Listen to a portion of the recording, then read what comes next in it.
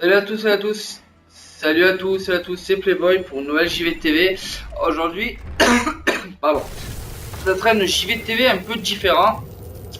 Je vais commenter le jeu, mais sans y jouer. Parce que j'ai remarqué que c'était beaucoup plus facile de commenter après avoir joué qu'en jouant, parce que souvent on a la tête concentrée dans le jeu.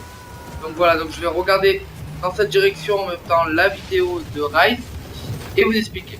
Alors, c'est une vidéo test de Rise of Rome, qui est un jeu Xbox One.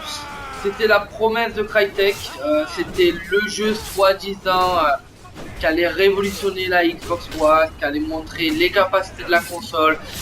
C'était vraiment le jeu prometteur. Et bon, il y a des trucs où ils ont eu raison, enfin des trucs où Crytek sont très bien démerdés, et des trucs donc ils ont un peu foiré. Déjà parlons des graphismes, alors là c'est, comme vous pouvez le voir, énorme, c'est monstrueux. J'ai jamais vu un jeu aussi beau de ma vie, je crois que c'est un des plus beaux jeux du monde actuel, vraiment. Attention, il n'y a pas encore de goût, pas Crytek qui est sorti donc on peut pas juger, mais actuellement je pense que c'est le plus beau jeu qui existe. Après, alors il y a eu une grosse polémique comme quoi le jeu était très mauvais. La polémique, enfin la chose qu'on y reprochait, ouais il y a mon chat, excusez-moi, c'est qu'il était très répétitif et que les combats n'étaient pas assez, on va dire, pas assez dynamiques. Je suis pas assez d'accord. C'est vrai que c'est répétitif, c'est tout le temps la même chose, toujours les mêmes enchaînements, mais c'est vrai qu'on doit reconnaître quand même, moi personnellement, qu'on prend du plaisir, comme vous pouvez le voir, voilà, attendez, je vais essayer de commenter, voilà, vous voyez que là j'ai contré, donc je continue à attaquer, donc il y a le bouton Y, c'est pour contrer, c'est-à-dire qu'il met un coup de bouclier pour repousser l'ennemi, X c'est le coup d'épée classique, pour attaquer l'ennemi normal, et en fait on joue sur ça, c'est-à-dire que on va jouer sur X, X, Y, X. Vous allez voir que par-dessus le personnage, regardez bien, à un moment donné, vous allez voir une genre de tête de mort, regardez bien, voilà, vous le voyez ici, sur le personnage qui est derrière moi. Lorsque je vais enclencher le bouton, voilà, vous avez vu qu'il y en avait deux qui avaient une tête de mort, ben, je peux faire une élimination, comme une fatality dans un tel combat, en éliminant les deux ennemis, soit en même temps s'il y a deux têtes de mort, s'il y en a une, comme on va le voir ici, je peux faire une élimination. Mais par contre, l'élimination ne se fait pas dans une scène de QTE classique. C'est-à-dire, comme vous pouvez le voir, voilà, ils vont me demander d'appuyer sur Y, puisque c'est jaune, comme le bouton Y, et sur X pour le bouton bleu. Donc du coup, c'est bien, mais c'est pas bien. C'est-à-dire que c'est instructif parce qu'on trouve ça cool d'appuyer sur les boutons et de faire certaines techniques.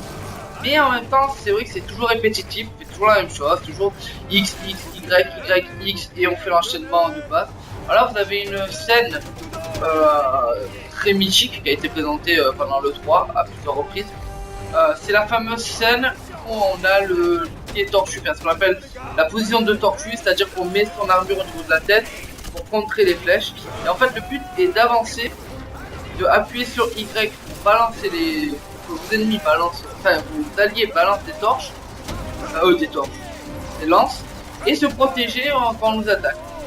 C'est une scène que je trouve inutile, personnellement, je l'ai fait et je trouve ça inutile, vraiment.